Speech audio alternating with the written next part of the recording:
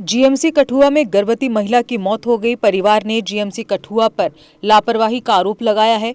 आपको बता दें कि प्रसव के बाद महिला की मौत हो गई। नवजात शिशु आईसीयू में उपचाराधीन है।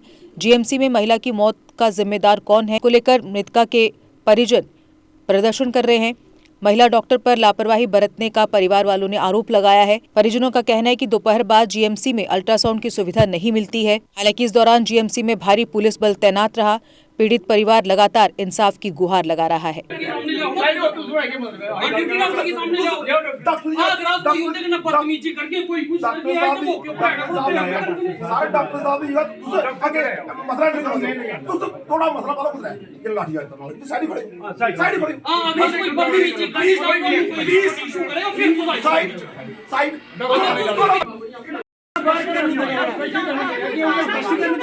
क्यों नहीं हुआ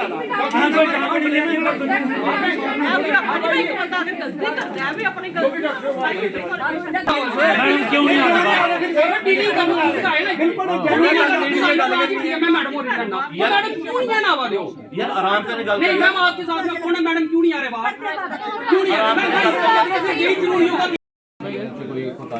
डाली गुड़िया आगे मिनट जी आगे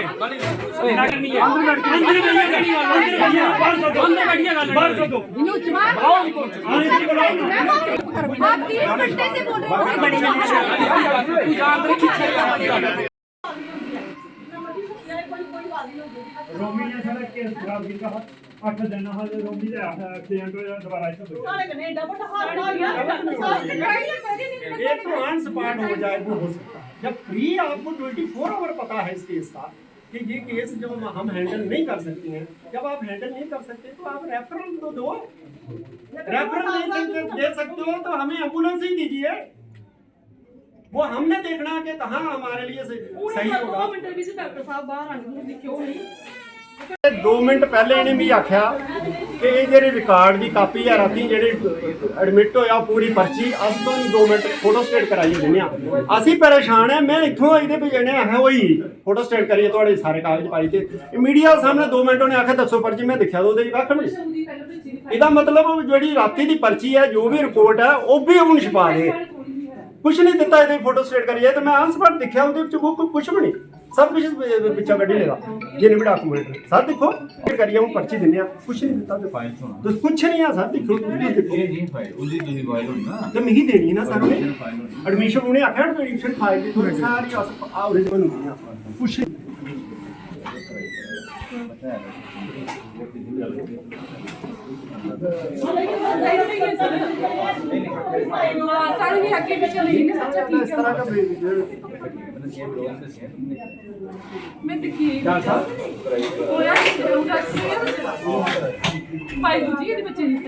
भांजा है इसकी ये वाइफ है। हम इसको शाम को लाए इन्होंने कहा कि मतलब थोड़ी बीमार थी वो तो डॉक्टर को दिखाया। डॉक्टर ने कहा कि अल्ट्रासाउंड कराइए। उन्होंने कहा कि हमने 2 दिन पहले अल्ट्रासाउंड करवाया है तो उसकी रिपोर्ट दी। उन्होंने कहा नहीं प्रेजेंट अल्ट्रासाउंड चाहिए।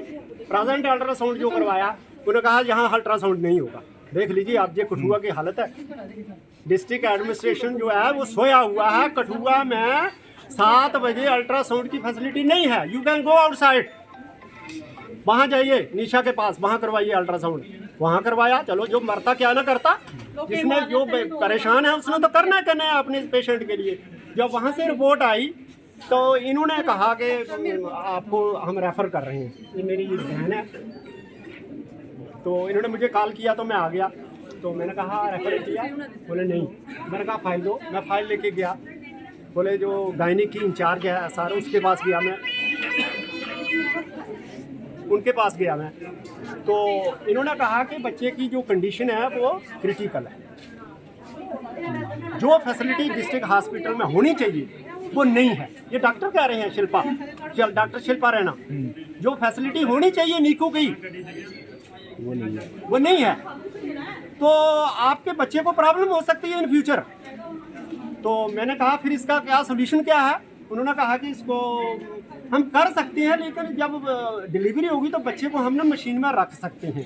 तो मैंने कहा रख सकते हैं तो दूसरी तरफा कह रहे हैं कि आपके पास कोई फैसिलिटी नहीं है। तो आप मैंने कहा उनको कि आप 2 बातें कीजिए। ये 2 बातें आपसे करना चाहता हूँ। एक तो नंबर 1 मुझे रेफरल दीजिए मतलब अगर मुझे आपने सारी सिचुएशन बता ही दी है तो मैं नहीं चाहता हूँ कि जब डिलीवरी हो तो ये यहाँ पर वो मशीन की सुविधा अगर ICU की पड़ेगी तो बच्चा सफ़र होगा। फिर इन्होंने कहा कि मैं आपको रेफरल नहीं दूंगी। मैंने कहा छोड़िए बस। नंबर 2, आप मुझे एम्बुलेंस प्रोवाइड कीजिए। इन्होंने कहा neither I give you referral नार आई गिव यू।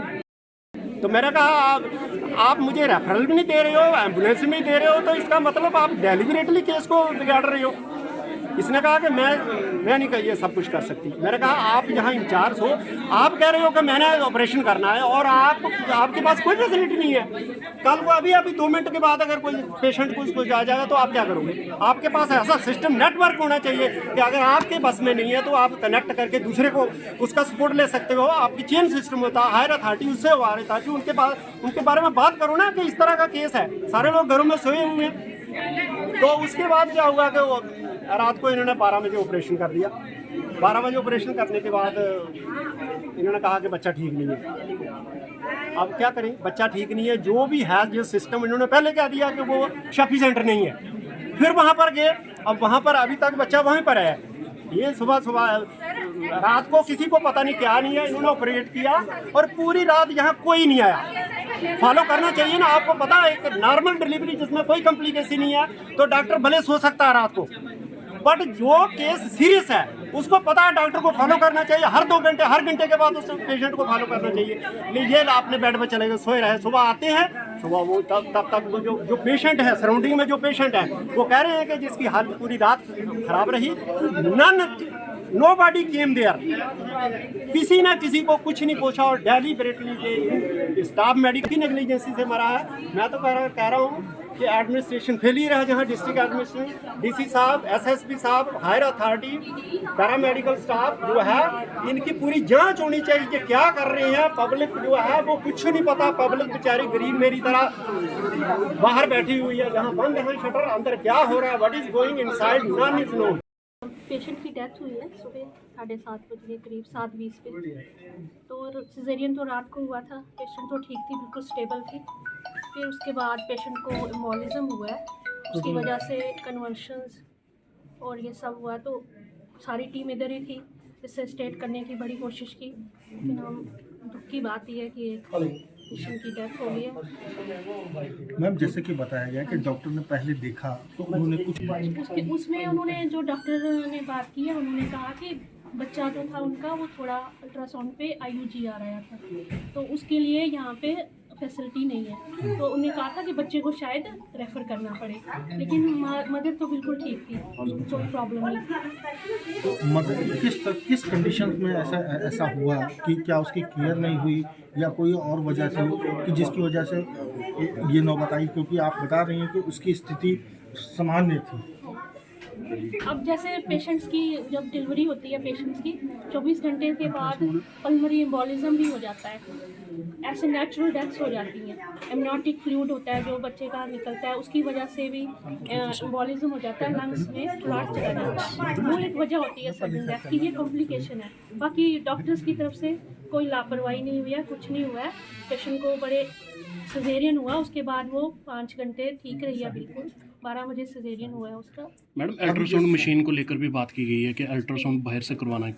मैक्सिमम लोगों को बाहर ही करवाना के लिए रेफ़र किया जाता है, क्योंकि यहाँ पे हमारे पास डॉक्टर्स कम है। तो दिन में तो होता है, रोज़ डेली होता है। क्या मैडम इमरजेंसी भी नहीं किया जाता? इमरजेंसी में नहीं होता अल्ट्रासाउंड, 4 बजे के बाद नहीं। डॉक्टर्स कम है, एक ही डॉक्टर है, डॉक्टर गुरप्रीत और डॉक्टर जो हमारे अनु महाजन है, तो CT स्कैन भी करते हैं।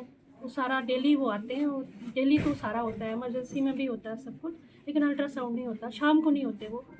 सर जैसे कि मैम जैसे बताया कि आपने की मदर की डेथ हो चुकी,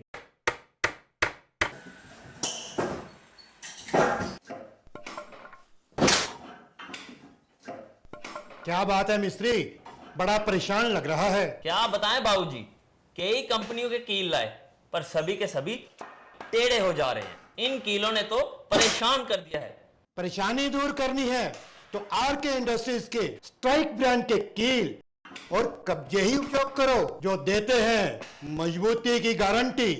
तो चले फिर स्ट्राइक ब्रांड के कील ले लें। बिल्कुल, चलो।